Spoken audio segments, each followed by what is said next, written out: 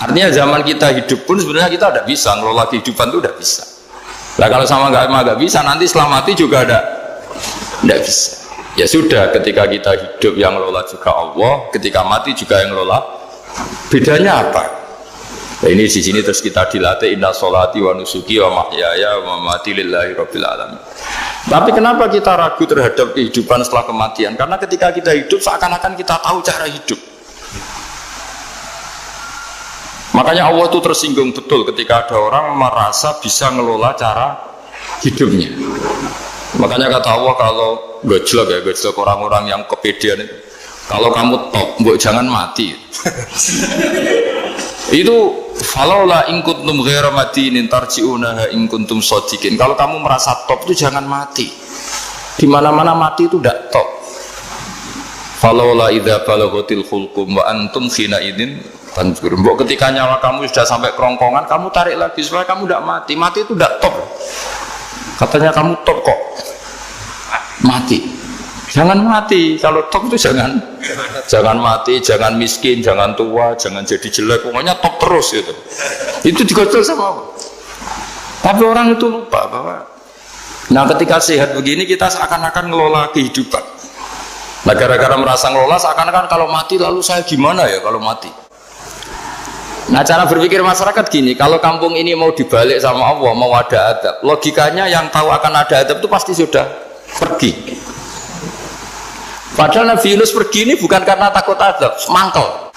Nabi Yunus itu minggat tadi abaqo itu. Abaqo kalau dalam bahasa Arab pergi gak pamit ya. Kalau orang Jawa bilang minggat. Kalau itu sebenarnya saking mangkelnya, saking emosinya, beliau akhirnya meninggalkan kaumnya tanpa pamit. Tapi kaumnya itu menjadi tahu bahwa ini serius Yunus. Buktinya dia agak berani di kampung, berarti mau ada adab betul itu. Dan efek positif dari teori itu, teori kultur tadi, akhirnya mereka tobat. Saat itu juga mereka wiridan di lapangan, terus semua kesalahannya diselesaikan. Sampai ada rumah yang sudah dibangun permanen karena di tanah tetangga dirobohkan saat itu juga. Bahkan ada batu yang dulu nyuri, satu dua batu yang dulu hasil nyuri, saat itu juga dirobohkan, dikembalikan sama penghuni. Hari itu semua kedoliman diselesaikan. Ini penting saya utarakan, jadi tobat itu tidak hanya istighfar. Kalau istighfar ribet, tobatnya orang punya utang terus istighfar gitu kan ribet. Kan ribet itu. Ada punya utang terus minta maaf itu kan ribet itu. Harus diselesaikan itu. Tobat. Tobat diterima sama Allah. Batas akhir finish dari harusnya ada adab, misalnya Senin, Selasa, Rabu, harusnya Rabu itu sudah kena adab. Ternyata Rabu itu tidak kena adab. Nabi Yunus sebetulnya juga penasaran kampungnya itu kena adab tidak. Dilihat dari jauh ternyata tidak. Tambah kecewa dia. Gitu. Wah ini saya kalau pulang pasti dibunuh karena saya jaga pembohong. Di masyarakat situ ada aturan siapa yang bohong dibunuh. Padahal Nabi Yunus ngumumkan nanti Rebu ada adab. Kira-kira gitu. Ternyata Rebu itu udah ada adab, makanya dia sudah di batas kampung kembali minggat lagi karena nanti pulang pasti dibunuh karena dia kebohong. Ya akhirnya masyhur itu, terus dia ikut nelayan sekenanya, yang penting lari dari kampung, ikut nelayan sekenanya. Zaman itu, ini saya ulang lagi zaman itu. Nanti ini efeknya nanti ke tauhid. Zaman itu para nelayan tuh kayak sepakat. Kalau ada kapal atau perahu kok mau tenggelam, itu pasti ada yang minggat.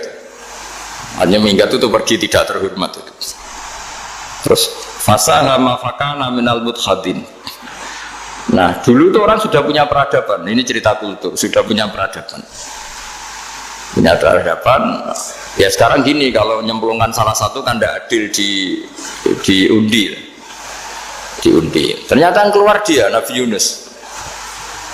Terus mereka tahu ini orang nggak pantas dikorbankan karena Nabi di mana-mana itu ganteng. Memang Allah itu punya sunat unik. Nabi itu harus paling ganteng di kampungnya, nasabnya juga harus paling baik, kabar-kabarnya juga istrinya harus paling cantik. Itu memang aturannya gitu. Nggak tahu saya. Dulu saya juga janggal. Kenapa Nabi aturannya harus gitu? Angen-angen di pemimpin elek ya isin itu maksudnya. Misalnya pemimpin dia masak keriting itu kan piye gitu rasanya itu. Jadi Nabi itu pasti itu paling ganteng di kampungnya, terus dari nasab ya terbaik, terus rata-rata istrinya itu ya selain solihah itu ya paling ganteng. Karena ya dibully kan, sowar tidak jadi Nabi, nak bujane elek kan juga ribet kalau misalnya ada yang bully gitu kan juga ribet. Singkat cerita terus dia akhirnya ditenggelamkan, dibuang karena beliau seorang Nabi, faltaqamahul khut. Beliau ditelan ya. Iltiqam itu tidak digigit, ditelan ya. Karena ditelan beliau tidak mengalami dikunyah, ditelan. Iltiqam itu ditelan. Karena beliau seorang Nabi di dalam batnil khut itu di perut. Itu dia wiridan. Dan barokahnya wiridan itu perut ikan ini menjadi masjid. Dia nyaman di situ nyaman karena terus ngalami karomah lah. Andekan wali itu ngalamin karomah. Nah kesimpulan dari cerita ini itu apa? Masyarakat itu akan selalu dengan kulturnya sendiri. Para nabi juga punya kultur sendiri. Dan Allah yang ngelola itu semua. Saya ulang lagi, Allah yang ngelola itu semua. Makanya terus dua kultur ini kalau Allah menghendaki itu gampang sekali. Akhirnya yang terjadi apa? Nabi Yunus jadi kasih sanksi Allah karena pergi tidak pamit. Masyarakatnya justru enggak karena tobat. Dan tobatnya masyarakatnya ini karena kekeliruan Nabi Yunus. Keliru dengan makna bukan dosa. Andai kan Nabi Yunus saat itu kok di rumah ingin menyaksikan adab, itu masyarakat mesti gak percaya kan ada adab. Mau ada adab kok dia di rumah gitu. Jadi unik, Allah cara ngelola masyarakat itu unik. Nah, dari keunikan-keunikan cara Allah ini kemudian lahirlah ilmu yang bernama ilmu tauhid, ilmu tawakal, ilmu pasrah nang pangeran gitu. Karena kemarin pas Pak Yusuf sama Bu Sulis sowan saya itu tak beri cerita agama itu milik Allah. Sehingga teori yang dikatakan manusia itu ya teori saja, tetap semua itu di tangan Allah. Ya saya saat itu cerita, misalnya saya ditanya, ini besi, materi besi dengan kaca itu kuat mana? Mesti kita menjawab kuat besi. Tapi saya yang mengendalikan besi dan kaca. Ternyata saya punya merencanakan menghancurkan besi, menetapkan kaca ini tak simpan, akhirnya puluhan tahun. Yang ini saya rencanakan saya hancurkan gitu. Andai kan si yang menjawab tadi tahu rencana saya mesti kuat bilang kuat kaca. Gitu. Semuanya contoh paling gampang tadi. Dinosaurus itu hewan paling kuat malah musnah. Pitik yang nggak kuat sampai sekarang. Karena Allah bikin dinosaurus itu punya rencana dihancurkan ya. Sementara ayam enggak, gue rame-rame dunia gitu. Sehingga ya sudah.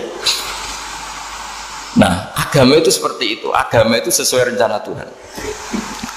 Sehingga ini cerita Nabi.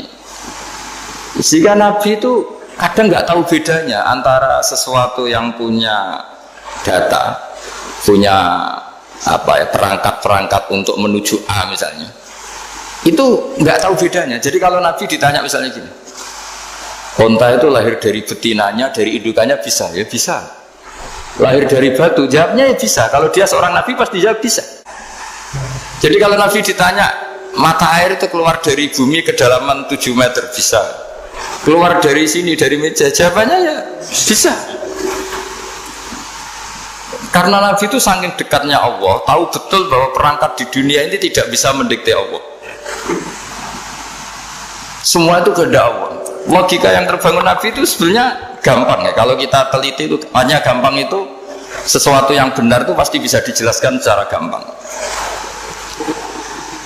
Nah ini ngaji tauhid biar tidak terlalu berteori itu. Karena kalau saya cerita uang pinter jenengan. Nah, dan saya tidak ingin pinter tentang uang. Tak beri contoh. Nah ini supaya nanti kalau sampean suatu saat meninggal ketemu mungkar nakir itu tahu cara menghadapi. Nanti tak warai tekniknya. Tak warai tekniknya. Makanya ada cerita, agama ini baik sekali. Orang bocorkan ujian nasional itu kriminal, bisa ditangkap Pak Rosidi. Tapi agama ini pertanyaan mungkar nakir dibocorkan semua kiai, itu nggak ditangkap sama mungkar nakir. Harusnya kan rugi karena ini pertanyaan. Tapi semua kiai kan sudah membocorkan. Nanti pertanyaannya di kuburan itu mana buka Tuhanmu siapa, agamamu apa. Itu kan sudah dibocorkan. Tapi itu nggak dianggap kriminal. Sementara kita sekolah SD, sekolah SMP bocorkan soal itu dianggap kriminal. Padahal harusnya boleh. Maksudnya kalau menuruti teori itu harusnya boleh kan. Mau pertanyaan mungkar nakir saja dibocorkan kan. Ada dasarnya kan? Ya tapi kan tidak ada itu. Harusnya boleh. Tapi kan terus jadi gak ujian kalau dibocorkan itu. Artinya agama ini begitu baik. Pertanyaan yang taruhannya surga neraka saja dibocorkan. Kurang apanya baiknya agama ini? Pertanyaan sepenting itu dibocorkan dan kiai-kiai gak ditangkap sama mungkar nakir ya udah itu. Saya ulang lagi ya supaya kita ingat fitrah salimah. Soal Anda modern monggo lah, tapi saya sebagai kiai akan ngajari kalian tentang fitrah salimah. Jadi kalau kamu itu benar-benar beragama, ini misalnya kertas, ini lempengan baja. Kalau kamu beragama kalau ditanya kuat mana? Ya terserah jenengan. Karena bisa saja kertas ini aku punya niat tak simpan di arsip nasional. Baja ini tak niatkan, tak luluhkan, tak hancurkan. Sehingga kalau kita ngomong ya secara materi harus ditambah ya, secara materi kuat baja ya Allah. Tapi secara substansi jenengan ya terserah jenengan monggo. Nah, di sini yang mulai orang lupa itu karena selalu menjawab pasti kuat baja. Kata pasti ini yang akhirnya orang menghilangkan teori beragama. Berdasar logika. Berdasar logika. Nah akhirnya para nabi, para wali itu ditanya. Saya punya kitab karangannya Abdul Hamid, orang alim. Kitab itu dulu saya ngaji lama sekali sampai sekarang saya pelajarin. Manusia itu dijebak hukum adat, padahal adat itu ya tidak terlibat. Misalnya kalau ada telur jadi ayam normal gitu. Ya tadi indukan unta melahirkan unta normal itu, indukan sapi melahirkan sapi normal. Tapi kalau para nabi itu bilang ya nggak normal, nggak normal artinya tetap ada kekuatan Tuhan. Indukan unta tahu apa tentang unta? Dia punya kekuatan apa? Bisa melahirkan unta, bisa menciptakan unta di perutnya, bisa ada jantungnya, ada paru-parunya, ada ususnya. Dia bisa apa? Di situ ada tangan Tuhan. Gitu. Karena para nabi cara berpikir gitu melihat tembok ya sama. Tembok sama indukan unta itu sama-sama mungkin mengeluarkan unta. Sehingga ketika Nabi Soleh ditanya, bukti apa kekuasaan Tuhanmu? Apa bisa mengeluarkan unta dari batu besar ini? Jawabannya Nabi Soleh ya bisa, langsung saja bisa.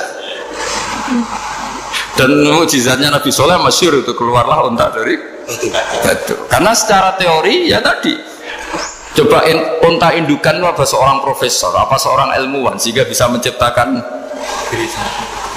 anaknya itu. Apa dia terlibat dalam menciptakan jantungnya, paru-parunya, ususnya kan tidak juga. Telur bisa apa coba? Gobloknya bukan main telur itu kan. Tapi bisa mengeluarkan ayam, dia bisa apa? Nah, para nabi, para wali itu tahu semuanya itu kekuasaannya Allah. Nah, kalau karena kekuasaan Allah bedanya apa dengan tembok? Makanya Nabi Muhammad ketika di padang pasir, sahabat bingung nggak ada air, ya Nabi santai aja. Ini gimana Nabi nggak ada air, nanti orang mati kehausan. Nabi ya santai aja. Kamu ingin air katanya? Iya. Nabi nunjuk apa itu ya sudah terus ada air. Ada yang keluar dari jemarinya, ada karena Nabi itu nggak tahu bedanya antara ini mungkin dan tidak mungkin, itu nggak tahunya itu ya semuanya itu Allah. Kalau kamu kan nggak, wah daerah gini nggak mungkin ada air, ini kan padang pasir, air itu biasanya di daerah hutan gini malah berteori macam-macam, seakan-akan tidak ada Tuhan. Jadi kalau orang nggak bakat wali pasti berpikirnya gitu. Makanya nggak wali-wali itu orang nggak bakat, karena itu kan artinya menafikan kekuasaannya Allah kan, seakan-akan Allah tidak mampu bikin air di situ. Tapi kalau Nabi santai aja. Makanya Nabi Ibrahim ketika mau dibakar ya santai aja. Menurut beliau api bisa apa? Jadi itu meskipun hukum adat dia selalu berjalan. Normalnya api ya membakar, di padang pasir normalnya ya nggak ada air, normalnya batu ya nggak mengeluarkan onta. Tapi kamu jangan terjebak oleh keseharian yang Anda lihat. Tetap di balik itu ada kekuasaannya Allah Subhanahu wa Ta'ala.